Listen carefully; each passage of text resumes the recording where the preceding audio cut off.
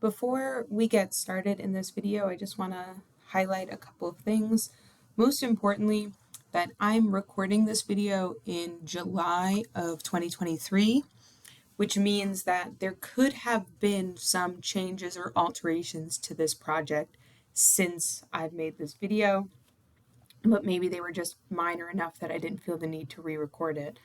So if there are some changes or some alterations, I will make sure to highlight those in class, and please make sure that you take note of those so that this way you know what may be different from what is in this video in comparison to the drawings that you are to submit.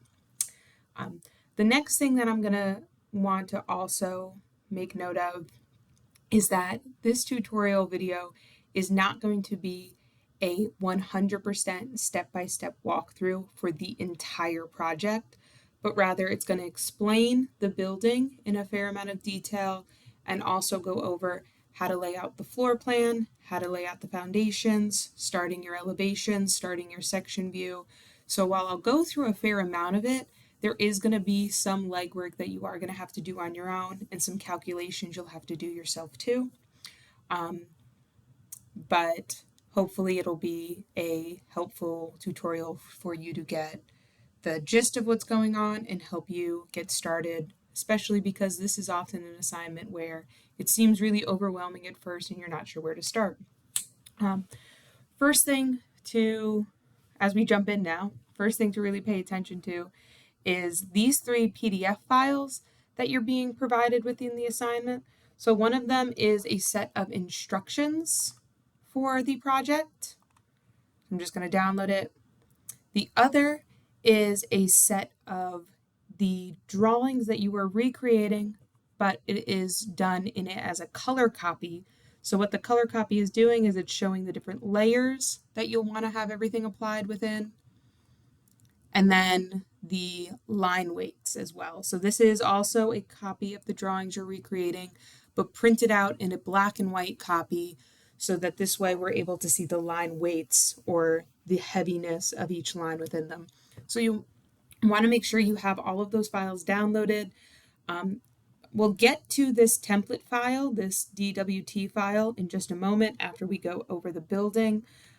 Keep in mind that I'll take probably about 30 minutes right now to explain the building, so you can skip ahead if you've already watched that part or feel like you have a good understanding of it. And if you want a PDF, a printed copy of any of these PDFs, please email me and tell me if you want just a printed copy of the instructions or a printed copy of the instructions and the color drawings, or if you want all 3 of them. I'm happy to print them out for you, but I'm not going to use all that paper if a lot of students are just going to leave them behind. But I already have both of the files open here, and I have them kind of side by side so I can go back and forth between the 2 of them of how the instructions relate to the drawings. But within this project, we are going to create a set of construction documents for a pretty small building. I often refer to it as the 3-room shed, which is why we have the 3-room shed here in our title block. And we can see in our index that we have a cover sheet, a site plan, which is extra credit to add to our printed documents. We're going to do the file for the site plan, the CAD work of the file within a in-class assignment. We have a structural framing plan, an architectural floor plan, some building elevations, a building section, and then also a wall section, which is extra credit to add to your printed set of documents. But just like the site plan, this will be an in-class assignment that we complete the majority of together. So looking through the documents, here is our site plan. Again, we'll focus on that on a different day. We have our foundation plan. We have a floor plan, and I'll zoom in on these 2 as we look at the instructions a little bit more. We have a south elevation of this building, an east elevation, a north elevation, which is going to be optional. So this is an extra credit drawing. A west elevation, which is also an optional extra credit. A longitudinal building section going east to west through the building. This is a required drawing within the set of documents. A transverse building section going north to south. This is an optional extra credit. And then the wall section, which is something we'll do the majority of in class, but you have the option of adding it within your batch of construction documents for this assignment for a few extra points. So now that we've just scrolled through that very fast, let's look at the instruction sheets. So we'll see that you are going to submit your work as 2 different files. So when you go to submit your final project, you are going to submit it as a AutoCAD DWG and also a printed copy of your PDF file. And we'll talk about that much later in the project. There'll be a separate video about how to print it as a PDF. So let's start looking at some of this information about our drawings. And again, I'm going to take a fair amount of time to go through this, so feel free to skip ahead if you already feel like you understand the building and how it is shown in the drawings. Let me just zoom in a bit on the drawings. So first note is that just north is the top edge of the sheet, and all that's really referring to is that this is the north side of the building. So we have here in our foundation plan, I've got a north arrow pointing towards the top of the sheet. In my floor plan, I have a north arrow pointing towards the top of my sheet. And in my site plan too, I have this north arrow. Please keep in mind, and I'll zoom out a little bit again as a reminder, elevations, section views, they do not get north arrows. Plan views are the only ones that get north arrows within them.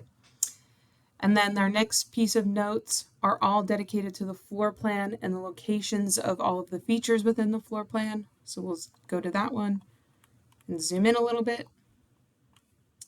Boom, boom. We can go a little bit tighter.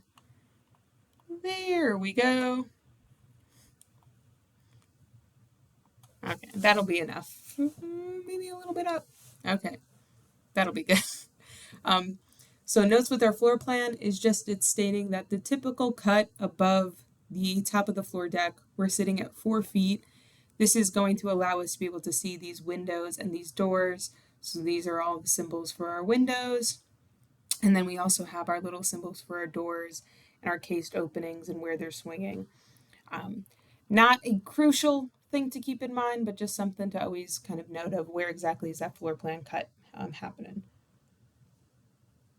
Our next note is that we are going to hatch the plan cut or the walls using a solid fill or a poche, and we can see that in here we have this solid light gray color coming into play within those walls.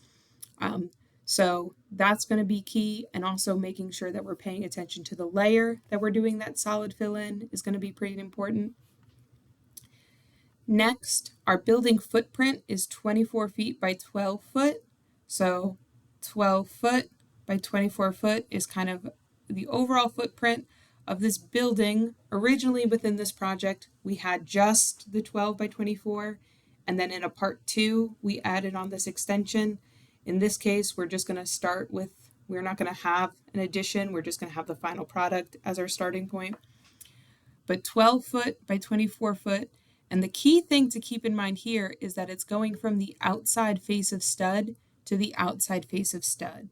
And so if I zoom in on my drawing where these dimensions are coming from, we can see a lot more detail in this wall, and we can see a lot of the different layers. And this would be our face of stud. As we've talked about in construction concepts, buildings are made up of a composite of materials. I can't go to Lowe's and buy a wall. I have to buy dimensional lumber, sheathing, siding, drywall. I have to get all of those things and sandwich them to make a wall. All of our dimensions are going to come off of the face of the stud. So we can see them coming off of here, not the overall very outside of the building. None of the builders are going to care about the finish face to finish face. They're going to care about what they need to cut the lumber to size for. So that's all of our dimensions are referring to that face of stud throughout this entire project. The 24-foot dimension is running east to west. The 12-foot is running north to south. So again, we can see that here. We've got our 12-foot north to south. Our 24-foot is running east to west. There is a 10-foot by 6-foot bathroom extension on the southwest corner of the building. So on our, I guess technically that's the northwest. I need to change that. Oops. We've got 6-foot by 10-foot. I'll change it in the files that you get. Of our bathroom extension, there is a 14-foot by 6-foot porch on the north side of the building. So again, that's what we have here. It's 14-foot by 6-foot is this porch that's sitting back here. There is a privacy screen attached to the porch on the east side, which is what these two posts and then this small rectangle here in the drawings is referring to, is this privacy screen. And we can see it in a little bit more detail from the east view as well. This is the privacy screen. And especially if you look at that scaled model that's in room 207, you can really get a feel for that.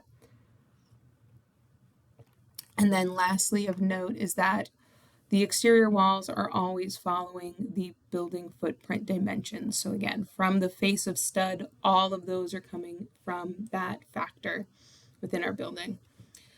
Then a couple of things to keep note is what all of our different walls are made of.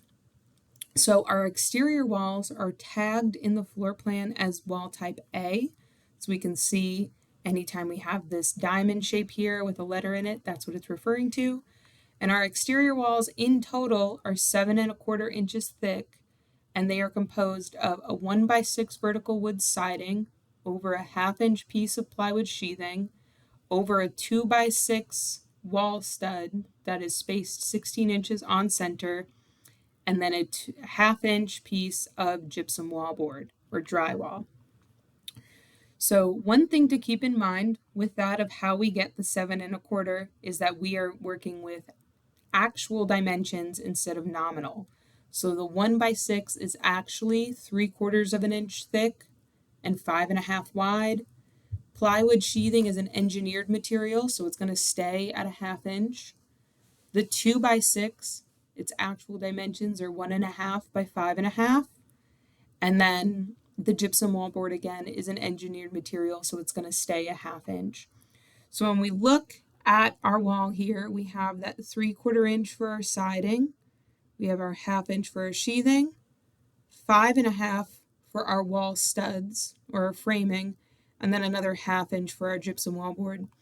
Because of the line weights in this drawing, it's a little hard to see those differences, but I promise you that there is 2 different lines there. There's a distinction between the 2 of them.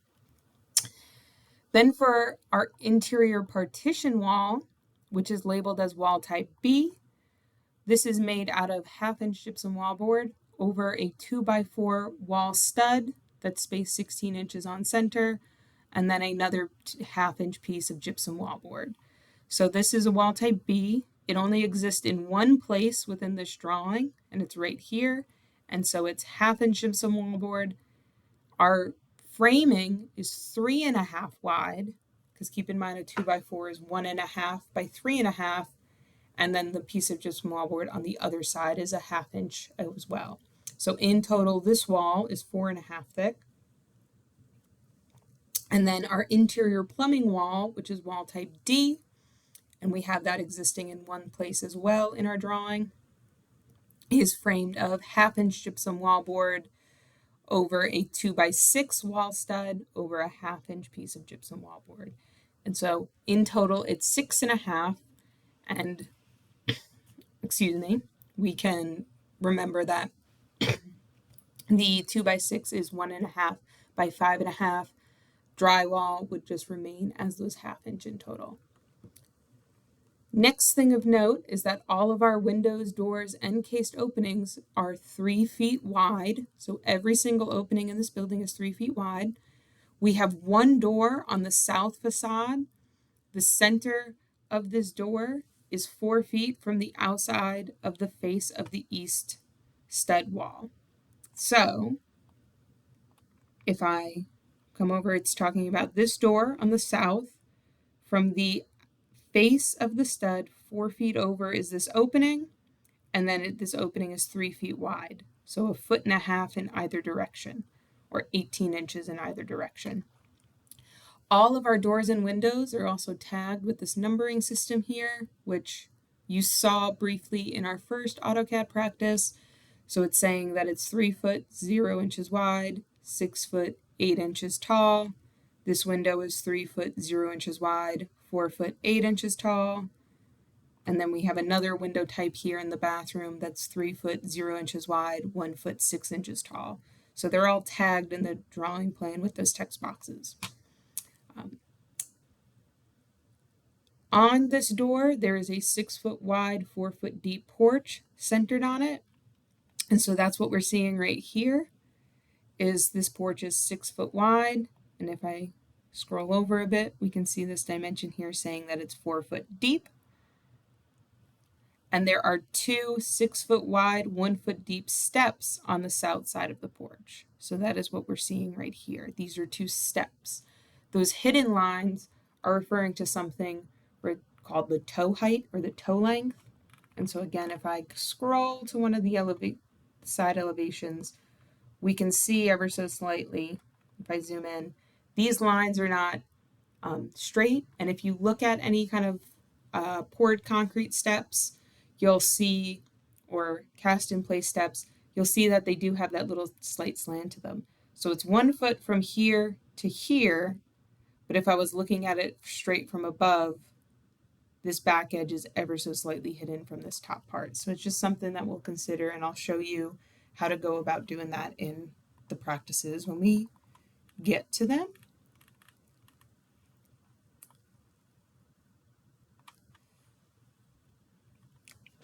Next is that there's 2 windows on the south facade. The center line of the window group is 6 feet from the face of the west stud wall, and there is a 6-inch spacer between the window group. So this is referring to these 2 windows here. So 6 feet from the face of the stud is to where the center of this group is, and then there's a 6-inch spacer in between those. And then we have a 3 foot wide window here in this direction, a 3 foot wide window in this direction. There is 1 door on the north facade directly opposite the door on the south. So here's our door on the south, and this center line is letting us know that there is a grid or alignment between this door and this one. And we can also then find from our dimensions where that door is. Well, we're not explicitly told 4 foot from the face of stud with these measurements.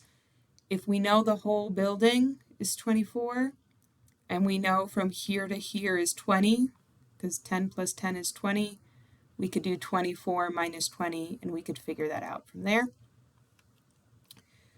There is 1 pocket door on the interior plumbing wall opposite of the most eastern window on the south. So that is what this symbol here is referring to. And again, we have that center line to help us know that these features are aligned with each other. And we have this pocket door here. There is 1 window on the east facade, and the center line of the window is 4 feet from the outside face of the north stud wall. So from the north stud wall, 4 foot down is the center of this window here on the eastern wall. And it's again 3 foot wide. And there is 1 window on the west facade directly opposite the window in the east. And so that's what we have going on over here. The center line helps me know that they're aligned with each other. And so that this way, I only have to put this dimension on here once. And the reason why I opted for the west side was because I could organize these 2 window dimensions and kind of group them together. So that's most of our openings. Then we have an interior partition wall that's running north to south. The center line of the wall is centered in between the east and west exterior walls. So between our east and west is where the center of this interior partition wall is going to be. Or you could think if the building's 24, the center of it is 12, and it's running north to south. We have 1 cased wall opening, or a doorway, a door without a door, in that interior partition. and the cased wall opening aligns with the windows on the east and west. So again, that center line is helping me just know that all of these are lined up with each other, and we have this opening here. We have one window on the west facade 2 feet from the face of the stud of the interior plumbing wall. So from the face of that stud, 2 foot up is where this window here is sitting. These windows are a little bit shorter. As you can see that it's 1 foot 6 inches in height. So because these are bathroom windows. And then we also have one window on the north facade directly in line with the interior plumbing wall pocket door.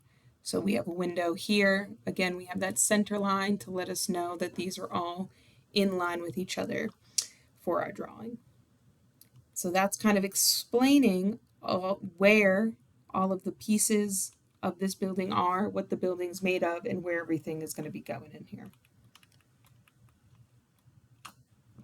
The next drawing that we're going to look at when we look at the building makeup is actually going to be the building section, even though it's not the next in our set of documents. I'm just going to scroll to the building section. So the building section is cut through the east and west windows looking at the north. So that's why we can also see these east and west windows in those walls. But to go back to the floor plan, we zoom out a little bit. That is what this symbol here is referring to, because it has this little tail mark here, and then it also has a little tail on this end. This is my section cut going straight through those windows, and it is looking towards the north, which is why the arrow is pointing up in this direction. So it's going straight through those, looking north.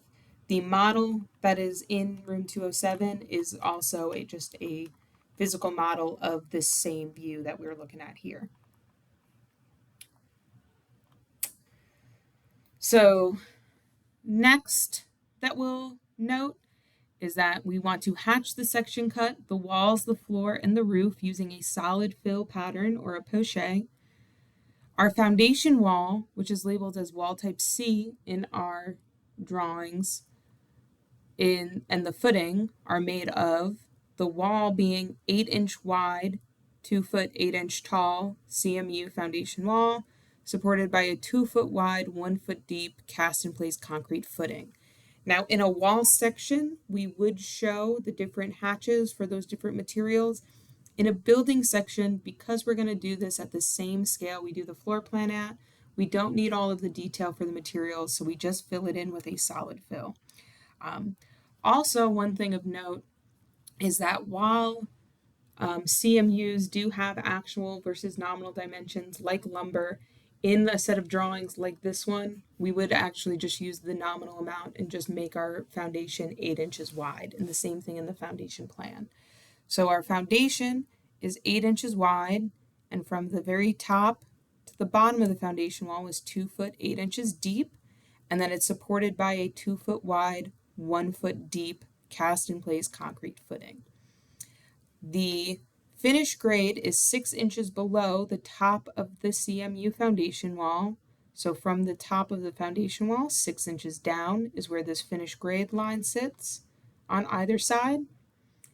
And then the frost line is 2 foot below the finish grade line. So from that finish grade, 2 foot down is where this frost line here is sitting. The floor itself, we'll zoom in again. The floor is made of one layer of 3/4 inch plywood sheathing over 2x8 floor joists that are spaced 16 inches on center for a total of 8 inches, because a 2x8 is actually 1.5 by 7.25, and then we have that layer of 3/4 inch plywood sitting on top. The 16 inches on center is referring to from the center of this joist to the center of this joist is 16, so on and so on throughout all the centers. One thing of note is that when it comes to the rim joist of the building, it's 16 inches from the very edge, from the outside edge to the center, and then we continue 16 between each of them. We can also see this system, this floor system, come into play within the foundation plan. So if I scroll up to the foundation plan, we have, whoops, I meant to hit that. We have these center lines going across, which are referring to the centers of those floor joists. And we have the 3 stacked in the middle, which is referring to this girder here stacked within the building. So we can see some of the information that we see in sections. We can also see that in that foundation plan. For the building's wall height, the exterior wall height at the west side of the building, which would be on this side, is 8 foot above the top of the floor deck. So from the top of the floor, which would be, let me zoom in again, right here, right where the tip of my mouse is, to right here is where the top of our wall sits, and that is 8 feet. And then since we have a double top plate, this would be another 1.5 inches up for the rest of that top plate. For our roof system, our roof is a shed style roof, which is a single slope, only sloping in one direction. In total, it's 9.25 inches. It is composed of 3/4 inch corrugated metal roofing over a layer of 3/4 inch plywood decking, over a 2x8 rafter system that is spaced 16 inches on center, over a 1/2 inch piece of gypsum wallboard for our ceiling. And so we can see that in the section view. Again, if I zoom in, we have our corrugated metal roofing, we have our plywood deck, we have our rafter, and then situated between that thick yellow line, and you can sort of see the one next to it, is going to be our ceiling. We can't, in this view, we can't see necessarily the rafter space 16 inches on center, but in this one here, we can see our rafters spaced across within the building. We can't see our joist space across. We can see where they lap, kind of where the bathroom extension sits within here though. So depending on which way we're viewing the building, we might need to make some adjustments in here. The roof slope itself is a 3/12 slope, starting on the west side and rising towards the east side. So that means for every 3 feet of vertical rise that we gain, we're going to go 12 feet over for our rise over run. So we can calculate where these lines need to go by going up 3 over 12, up 3 over 12. And there should be, and one thing to keep in mind is this is not shown in the drawings because this is a little bit of something that I want to make sure you are adding and you are reading or listening to me say, is for you to provide a 6-inch wide, 3-inch deep, half-round gutter on the west side of the roof.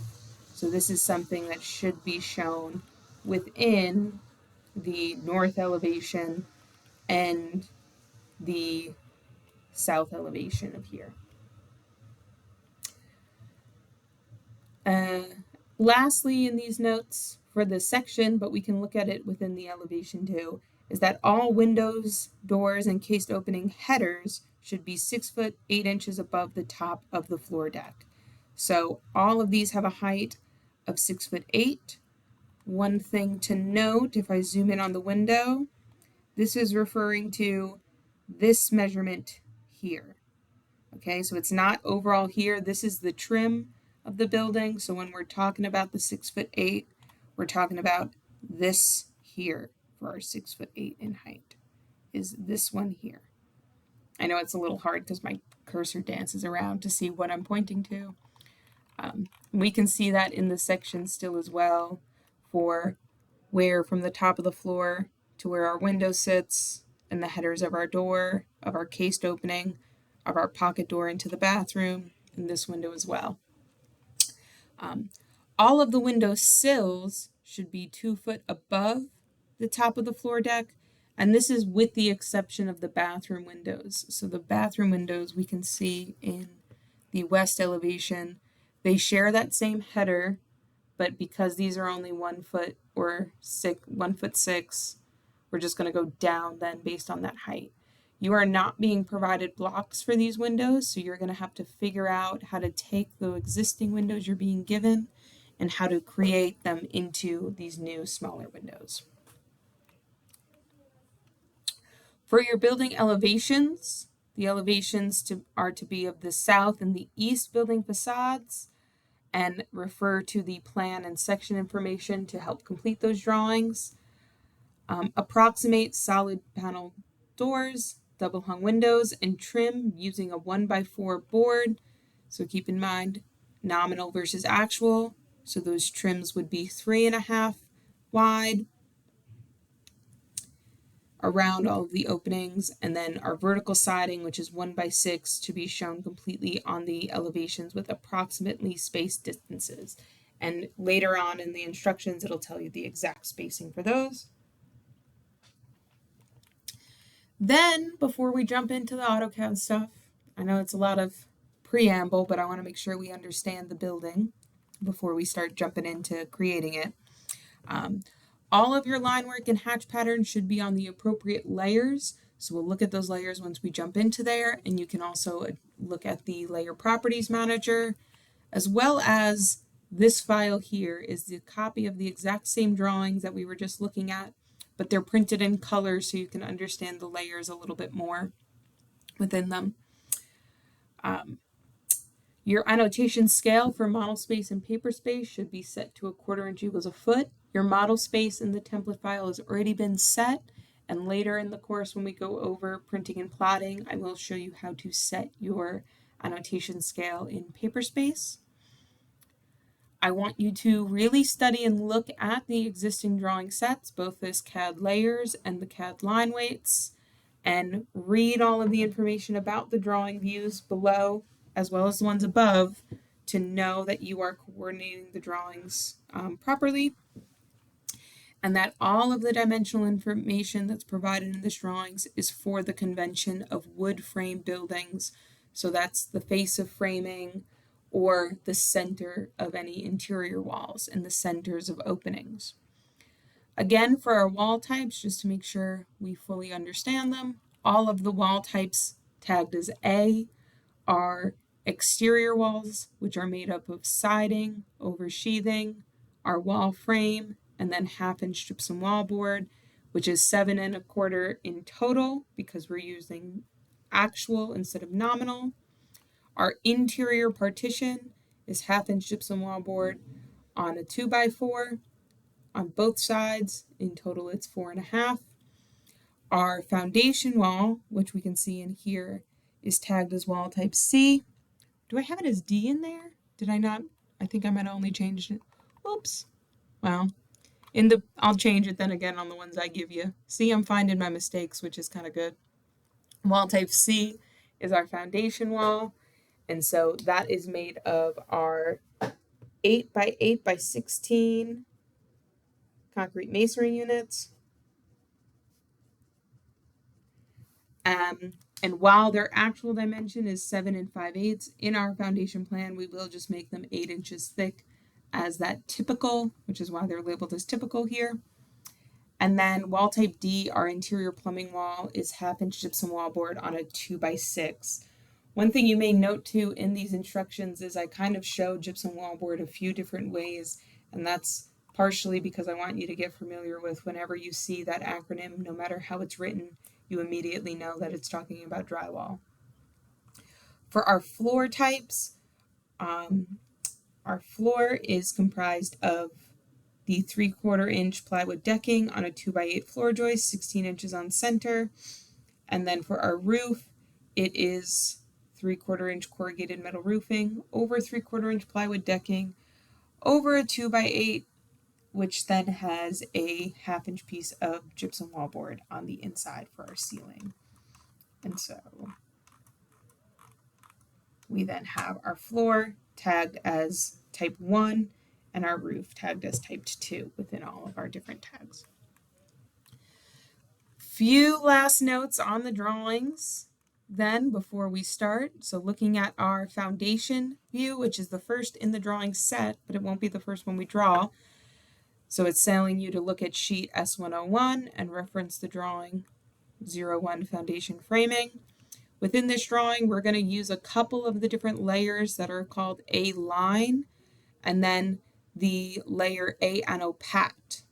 For our footing, which is what this dashed line is on either side of the foundation wall, our concrete footing is to be 2 foot wide and 12 inches deep. We're not going to see how deep it is in this view, but we do need to understand that it's 2 foot wide. The floor joists are to be spaced 16 inches on center. So for these center lines, we have 16 inches, 16 inches, 16 inches, 16 inches. There is a small lap between where our bathroom extension is and where the regular original building, the 12 by 24 footprint sits. So this lap would be the thickness of a 2 by 8 or 1.5 in total. There is an independent deck post supported by that is 6 inches by 6 inches. So I'm scrolling on the wrong one. So that is what we have sitting up here, and that there is a 24 inch by 24 inch by 12 inches deep concrete footing. So from the center, 1 foot this way, or I guess you could say 2 foot this way, 2 foot this way. And the foundation wall hatch should be in the pattern ANSI 37 with an angle of 0 and a scale of 32. So that's referring to this hatch within here, and it's letting you know the pattern and the scale. Within the floor plan, you're going to reference this drawing here of trying to recreate it. We'll again use many of the tools within the A line, as well as the A AutoCAD and A AutoPoche layers to create the drawing. And as another reminder, the 4-digit numbers that are adjacent to the doors and windows indicate the dimensions in feet and inches. The north deck here has a hatch pattern of line with an angle of 0 and a scale of 48. The floor plan cut hatch is to be solid for the wood framing dimensions only, and the pocket of wall type B should be coordinating with the door. So since this is a 3 foot wide opening, the door should be 3 foot, and then from here to here should also be 3 foot, so that this way the door can actually slide into that pocket in its entirety. For our elevation here, we are going to use several layers within the A line and the A AutoCAD layer to create this drawing. The vertical siding that's shown here should be hatched with the pattern type line, an angle of 90, and a scale of 48. A horizontal siding hatch, where applicable, should be in the pattern line with an angle of 0 and a scale of 48. The corrugated metal roofing hatch, where the material is visible, should be done with the pattern line, an angle of 90, and a scale of 24. The window types 3048 are double hung, and the window type 3016 are awning. So double hung are where they slide up and down. Awning style units are where they're hinged at the top and open. All of the window trim should be 1x4 unless otherwise noted.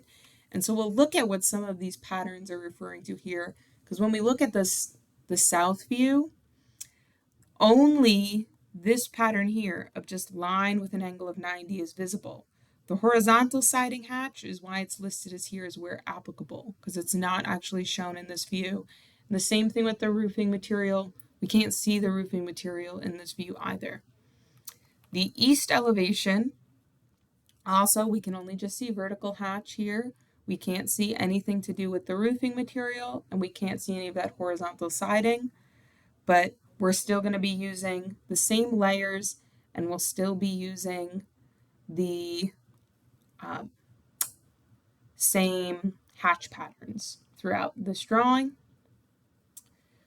When it comes to the north elevation, keep in mind this is an optional extra credit. This is where we can see that side, that horizontal hatch, so that's why it's just letting you know what angle to change it to, but keep the scale the same on this drawing or on this view. And the west elevation, which again is an extra credit drawing, this one here has that roof material visible. So this is where you would have that smaller hatch pattern within the drawing set.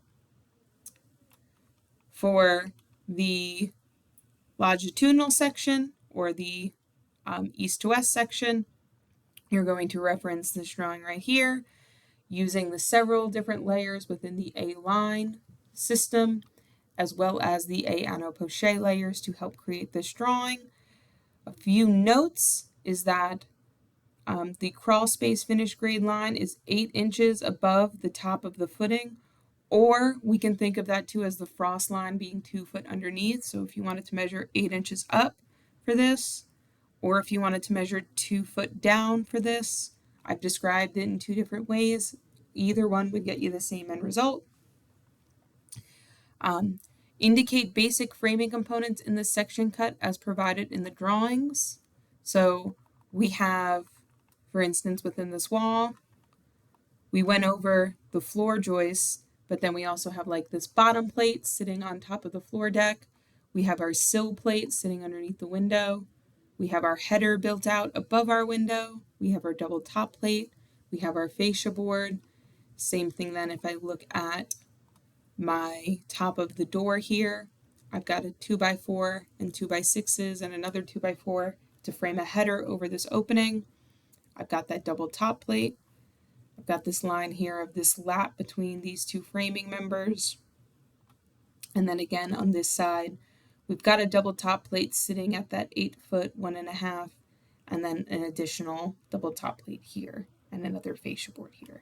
So we have all of those framing members and framing components within the drawing. Then within our transverse building section, this is the extra credit option here.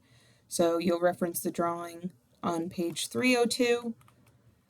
Within this one, we'll use again several of the layers within the A-line family, as well as then the A-anneau-poché to do the solid hatch fill. The crawl space again is going to be 8 inches above the concrete footing. Indicate your basic framing components like your bottom plate, your sill plate, your header, your top plates, your ceiling joist in the case here. The section cut is to be hatched with a solid fill, and the room labeled 3 is to have a flat ceiling with a gypsum wallboard finish 8 foot above the finished floor line. So from our finished floor, 8 foot up. And then lastly, we have the extra credit sheets you can add in. So again, those are going to be 2 different drawings that we're going to do as in-class assignments and put within this drawing set. And then in the instructions are some written out as well as some links for how to print and plot it, but we are nowhere near that yet because I haven't even started yet. But we'll go over that in class, and there's a whole separate video, which is what this link right here goes to, is a YouTube video of how to exactly print it out. One last minor thing too that isn't mentioned in here, but in a little bit of a way is, within the section views, we do have a little bit of baseboard trim, and all of the windows are made of that 1x4 trim. And so the trim here within my floor is also a 1x4. So it's 3.5 up. And in the case of here where I can see that trim jut out a little bit, it would be 3/4 out, 3.5 tall. So if you stayed this long within the drawing, you now have that answer. So please keep all of the please keep like your drawings on hand and keep your instructions on hand, and also remember that there could be differences between what I'm currently showing on this screen versus what you're doing in class. Those differences would be pretty minor, so I might not re-record an entire video, but you should always go based off of what's told in class and what's gone over in your copy of the instructions. If you want printed copies of either of these, please send me an email and I will do so.